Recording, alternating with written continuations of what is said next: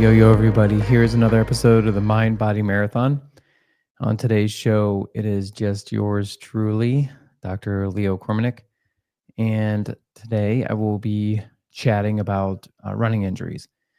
And the point of this conversation is basically how to sort of reframe injuries and how to think about injuries in a different way, and also just kind of flesh out some of the consistent daily conversations I have with patients.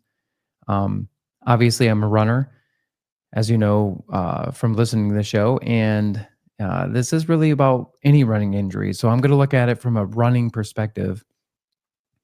But if you know anybody that's injured in the sport they love, whether it be basketball, whether it be swimming or tennis, this is the concepts are still the same, right? So, but obviously we'll flesh it out from a running perspective.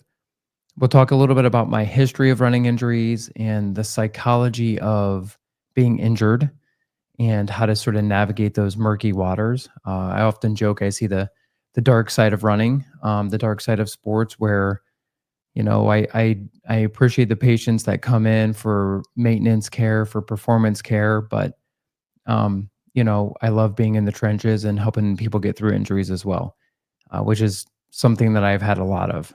Um, and that's sort of the point, is that, me as a physician, I feel like I'm in a unique space because I have actually done pretty well in running relative to what I thought I could do, but yet it didn't come easy, not by any means. And I feel like I always had a unique perspective on injuries ever since college, because I did struggle with that a lot.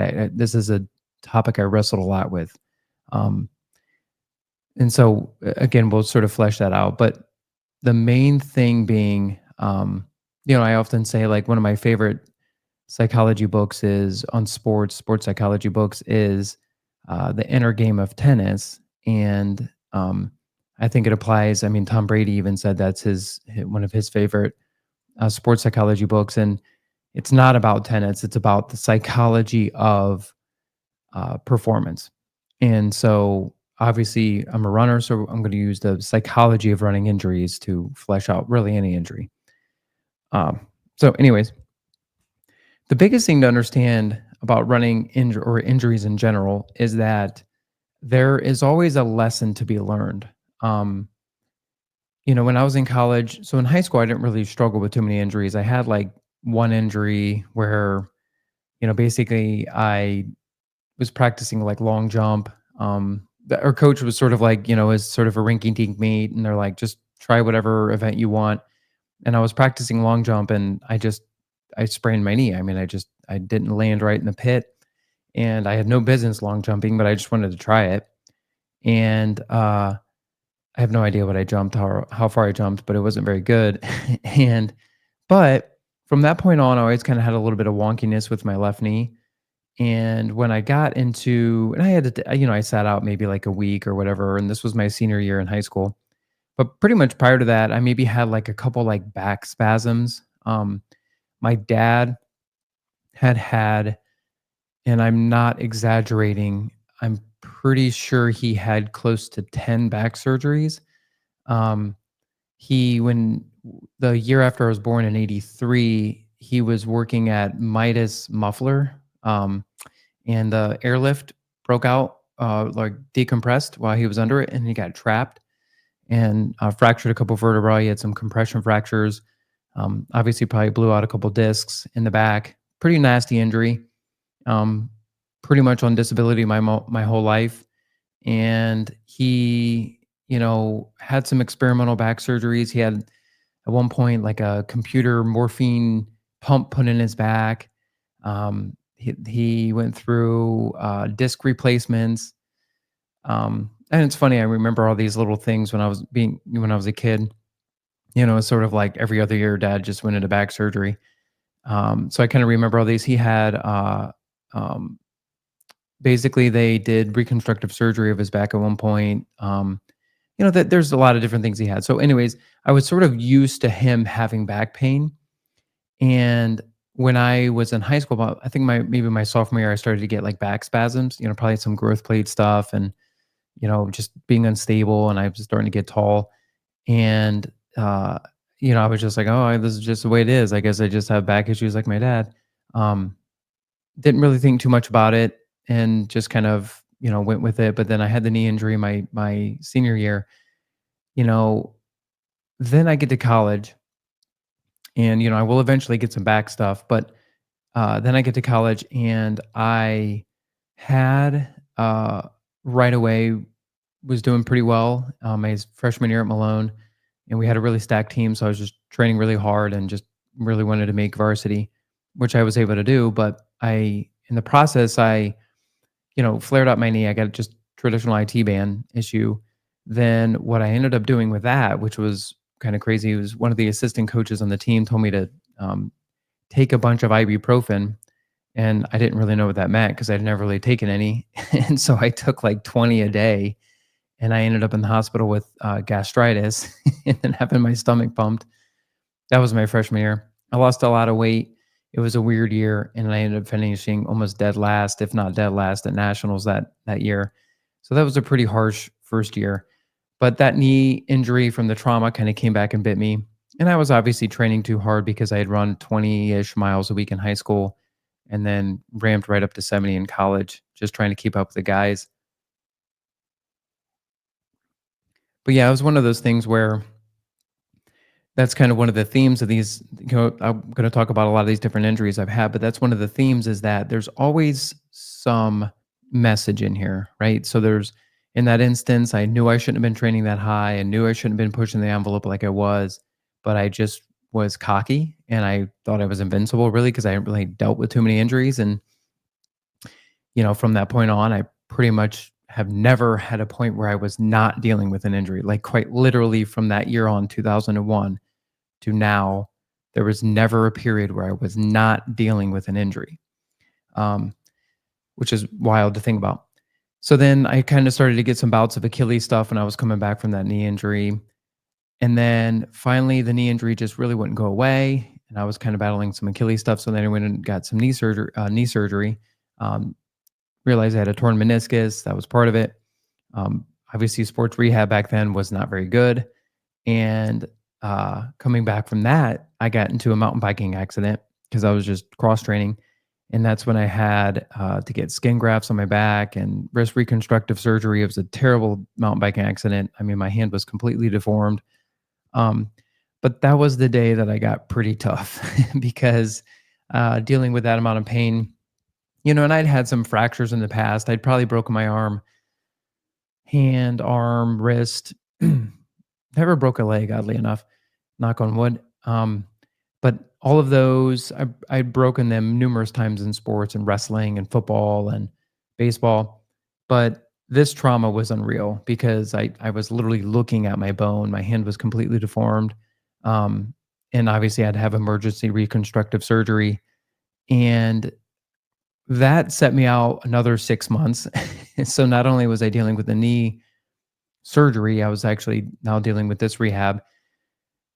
Started to rush back, had a pretty decent year coming back, just battling Achilles stuff on and off, but pretty decent year coming back. And then I blew out my back. And, you know, this one really set me on the course that I'm on now because I had a really bad herniation in my back. And again, I just thought, oh, this is just the way it is because, my dad had all these back injuries. But, from that point on, I really kind of took things into my own hands in terms of actually rehabbing it because I was going to the trainers, I was going to these other chiropractors, these physical therapists, and I just was not getting better. And I just did not want to go into surgery. And it was suggested by a couple orthopedic doctors to do that. It was a central disc, and it was a pretty nasty one. I have the records going looking back, and now that I'm a physician, I obviously understand the gravity of that. But at the time, I didn't know, and I literally was hell-bent on going to the natatorium every day over break and just massaging all the trigger points in my back and glutes, and then scouring the infancy of YouTube, at the time, scouring the internet with searching for exercises, and reading textbooks. I went to the library like so many times, like pulling out medical textbooks to try to understand things. And that really kind of that thought process is really how I ended up where I'm at today because I did ultimately get over it. I was on crutches. It was that bad. I refused pain medications because my parents were addicted to those, and I definitely didn't want to go down that route. And so I just really kind of took it under the idea that I was going to heal this on my own, and I ultimately was able to do that. And every now and again, up to this day, I'll get a little bit of a flare up in the back, but I'm really cognizant of my core. Um, I'm really cognizant of the stabilization and how I move because of that process, because of that injury way back in 2004. So then life goes on. I continue to run after college at an elite level, start battling some injuries from there. Um, from this point on, my biggest ones that I kept dealing with was my ankles. And so that's still kind of the theme today. So my Achilles, my ankles, plantar fascia, tore my right plantar fascia twice in my career. Um, One's confirmed by MRI. The other one couldn't run for months, so I pretty much thought I tore it. Numerous tears and tendons, including the Achilles, just not actually a frank tear, obviously, but partial tears.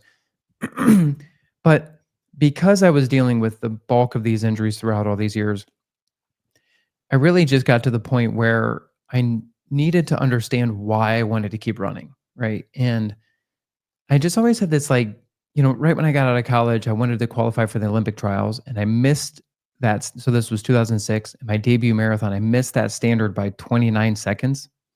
So it was 2:22:20 or 2:22 was the Olympic trial standard. And in Chicago of 2006, I ran 2:22:29. So I just missed it in my debut marathon. So I had given up going to grad school to really train to make the Olympic trials, to really push it. I had sort of put my life on hold to do this. And when I didn't get that mark, that basically lined me up for another 4 or 5 years to train for the next Olympic trials. So that's ultimately why I did not give up running because I sort of made this pact to myself that I was going to do this.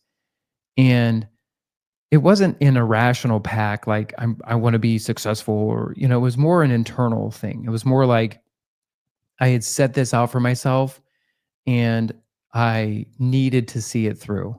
And I couldn't look at myself in the mirror being 40, 50 years old and knowing I didn't really give it a full tilt, full go. So I did go into grad school, went into chiropractic school, kept running through there, had some injuries on and off. And then luckily I was able to stay healthy enough to actually get to the trials and run a 2:18. So markedly faster than the first marathon I had done. But that's ultimately why I kept my foot on the gas, and it wasn't about the running. It wasn't about the 2:18. It wasn't about that. It was about the internal goal that I had set for myself. And that's one of the other things that I think it's important for people to understand is that you need to know your why. David Goggins is about this. You need to know why you're going into battle. That matters because that really dictates how much you are willing to push yourself. And it matters actually because the other key concept here is that thoughts are things, right? Thoughts are experiences in reality. So if you have a thought like in my head, like I wanted to get to the Olympic trials, that was a thought I could not get out of my head. I just felt this weird tug and passion for this, and I was just going to see it through. You need to you The injuries didn't matter along that process. Like I would have a setback and I wouldn't go, oh, woe is me and this and that. I would just go, okay, I just have to deal with it because I know that this ultimate goal isn't going to go away. And it's not like every time something was sore, like if I had a sore knee in the process or a sore ankle, it's not like every time I griped about like, oh, how is this being taken away from me or whatever. It's just like the goal was still there. I was still going to get to the Olympic trials. And even the week of the race that I qualified, I had Achilles pain and I couldn't run the week of the race. Like right up to the day I was being challenged with an injury. But it's like, as I said before in some of the other podcasts, it's like I couldn't even sabotage myself because I had woven this particular goal so deep into my internal DNA, into my psyche, that once the race started, it just was routine. 5:12 pace was routine. I knew what I was doing. Um, I couldn't even I couldn't even try to blow up that day because my body was so locked into that pace. Um, so ultimately, if you're dealing with an injury, if you're struggling with an injury, you have to keep dreaming. A lot of people will go, "Well, when I'm healthy, then I'll start thinking about what I want to do next for a race." And that is an error. So again, if you are injured or if you know anybody that is injured, please share this episode because that is an error. I have had some crazy situations personally and with patients where th- they just stick to the goal of whatever race they want to do. And you are shocked at how they are able to overcome the injuries that they have to get to that point.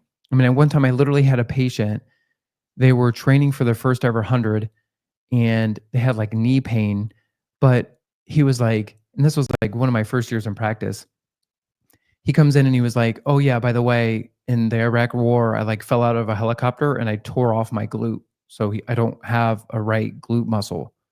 And I was like, "What?" Like, that's crazy. And sure enough, like he didn't have a right glute. Like he literally didn't have the glute muscles. So he like stabilized his hip in a really unique fashion, which obviously like overloaded the knee. But guess what? That dude did the 100 miler a couple weeks after I saw him because he just knew he wasn't going to be denied that goal. It is shocking what we can overcome. And I think so often we put the limitations on ourselves because we don't dream big enough. And you have to start from there. Obviously, we don't want to be irrational. Obviously, a physician like myself is there to sort of corral you and give you logical steps that make sense to reach your goal.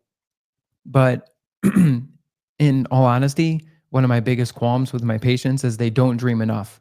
They feel like they have to have all their ducks in a row before they start to sign up for a race or before they start to think about some of their big goals. And I think that's wrong because I think the brain will work backwards from a goal. Every NFL team starts an NFL season thinking they're going to win the Super Bowl. And if they don't, if that locker room is not fully committed to that concept, then they will end up at the bottom of the barrel. That's just the way it is. You have to start the process with the end goal in mind. There's no moment where you're going to feel perfect and then you'll go, "Great, now I can sign up for the race and do my thing."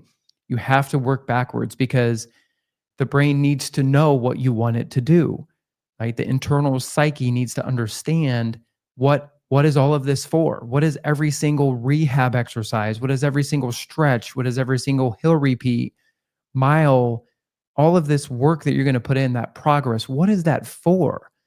And if it has a singular goal in mind, it makes it so much easier to do those little things. And there's purpose behind it. There's a purpose drive behind it. So that way you will see it through so much more. And that I cannot stress that concept enough. Um, and it may, and the other thing too is that a lot of times people will come in and they have this particular idea of how much mileage they need to run or how hard they need to run, like in workouts or whatever. But that's not necessarily true either. Again, you need to work backwards from the goal. And sometimes you need a physician or a coach or somebody like that to sort of give you the 10,000-foot view of where you're at in that perspective. But don't get so hung up on volume and pacing, but get hung up on dreaming and goals. Those are the non negotiables because how many of us have raced our best when we least expected it? We can run out of our minds when we're not, quote unquote, adequately prepared. Maybe we didn't run as many miles as we wanted or as hard as we wanted, but a lot of times we will shock ourselves if our mind is in the right spot.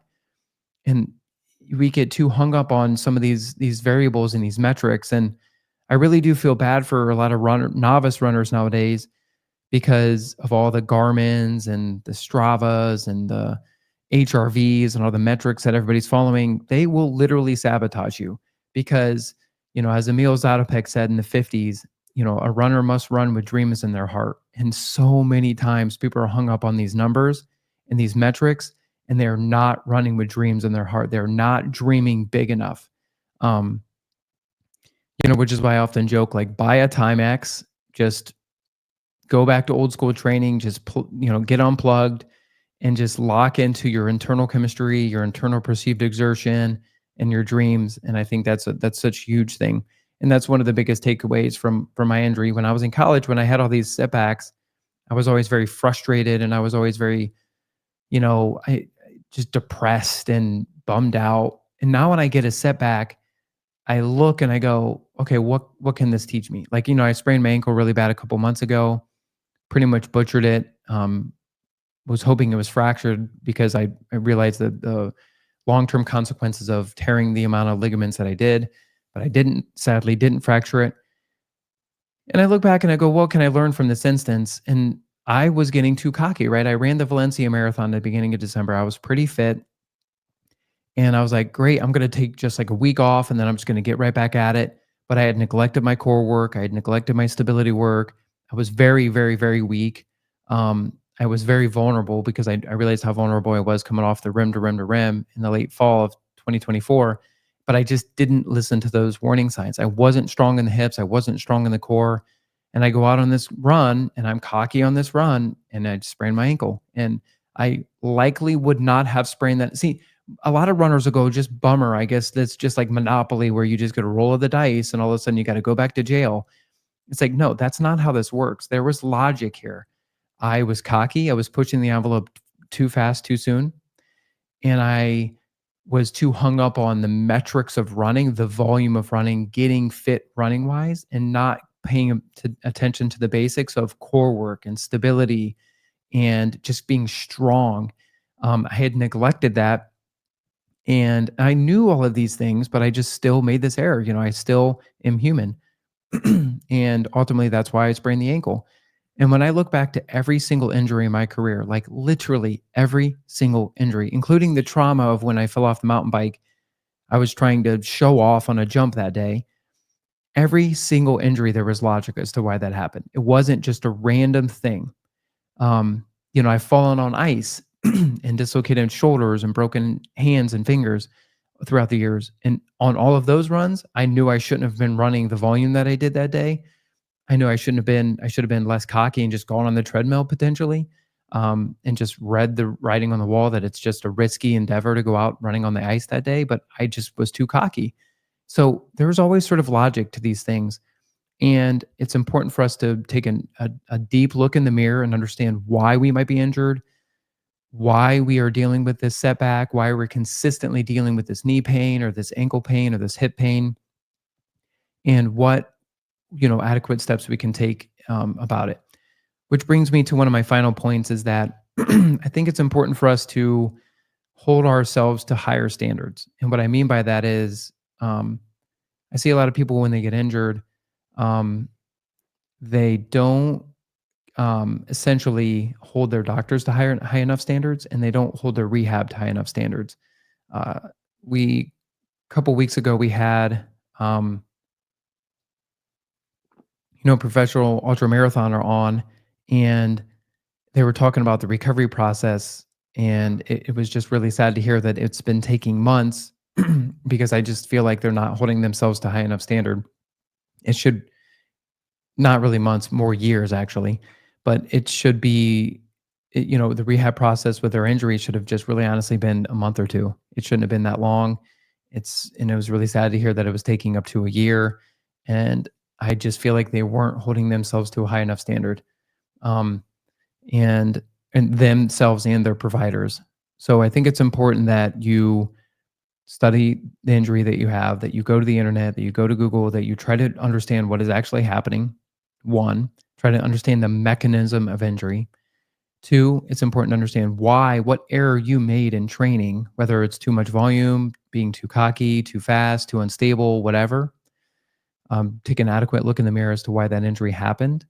And then three, try to find the most aggressive measures to get back as soon as possible. Because running is a rich get richer sport. The more you do it, the easier it becomes. The easier it becomes, the more you do it. So long extended time off, it can take years to come back from some of that stuff. So, you want to avoid like long extended periods off. So pushing the envelope, coming back from an injury is a really critical thing.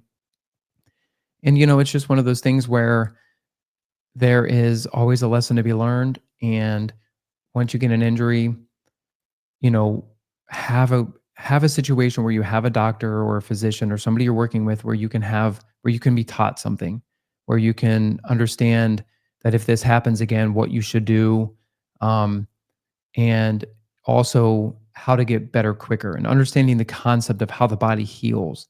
And I think this is a critical thing. But all in all, this simple kind of quick episode here was just basically overall concept of injuries and just how to manage it. And one of the other things that I think a lot of patients struggle with is that, if you think about like, any business in any industry, you know, let's just take like, Apple, right? So, one of the largest companies in the world, obviously, market dynamics sort of determine a lot of their overall income based on how much people are investing in them, how much people are their projections of income, their revenue, their market share, all that sort of stuff matters. But in that instance, not every business grows to the moon, right? Just grows right to the sky. There's periods where there's setback. There's periods where there's moments when you can't challenge yourself quite as much. This also happens with not only does it happen with businesses, it can happen um, in a lot of different other arenas. But the overall concept is that with training, nobody can just no, it's not smart to just train consistently in the same volume at the same pace. It's not smart to always hold yourself to the same standards. There are the your body, a system, like the business environment, if you will, in this metaphor, is always in flux. There are periods where you can challenge yourself a little bit more. There are periods where you're a little bit more vulnerable, and you need to understand that. You need to read the writing on the wall. If you're consistently, fighting with your kids or your spouse or at work, and you're not getting as much nutrients in, you're struggling with a family member being ill or something like that, whatever there might be, you need to understand that that will take away resources from your body. And whatever, if you were trying to run 60 miles a week, that might not be optimal at that point. You might need to back down a little bit. And there are periods where you feel strong. Life seems to be going well. You're in control of things and you're strong. Well, maybe you can push it a little bit more. And you need to understand those dynamics. And a lot of times, like, I always have my Achilles as sort of a red flag in terms of how my internal chemistry is. Sometimes I wake up and my Achilles is a little bit more sore, and then I'm like, "Oh, man, I guess I am a little bit more inflamed." I guess my gut is a little off. I guess, I just feel like a little bit more inflamed. I feel like I'm vulnerable, maybe not as strong. And in moments like that, I need to back off, right? Which was the example I used earlier with rolling my ankle. And so I think it's important to always keep an adequate eye on your internal chemistry and your external life in terms of how that's affecting your overall body. But the point being here, people that are like, I like to run 60 miles a week and I always run 60 miles a week, that's an error. You will likely get injured. Obviously, as you get older, the parameters of how your body recovers from injuries is different. So you need to understand that mechanism. And so not be so hung up on numbers. And I guess that kind of comes back to what I was saying earlier. But just reading the writing on the wall and just being smart and sensitive to how your body is responding to things, I think is an overall important dynamic. But yeah, I can't stress it enough as closing this episode here. Just want to make sure that everybody understands that it is important to become a student of your injury. It's important to take an adequate look in the mirror and be honest with yourself about why you might be injured. You're not a victim. There's logic to this. Obviously, if you're running down the street and you get hit by a car, that's a different story. That's probably pretty random.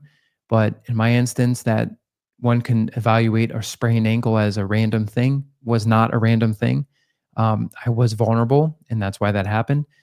And, you know, it's important to understand how we can adequately come back from some of these irritations and injuries by understanding what the injury is, what exactly is happening. Have a great physician that you can consult with, and just really have a good conversation with. Obviously, scour the internet as much as you can. understanding that you're probably going to find a lot of conflicting things, and PubMed or WebMD is probably going to over exaggerate the timeline on recovery in terms of saying it's going to be a lot longer than it should. Because if you have a good physician and a good person that you work with, you should be able to get back a lot sooner than a lot of the internet will say. But well, all in all, if you know anybody that's injured or if you're dealing with an injury yourself, just kind of maybe go back to this episode, rewatch it, re-listen to it, and just kind of get back to the basics of what you can evaluate from the injury itself, what you can learn from the mechanism, and what you can learn about yourself.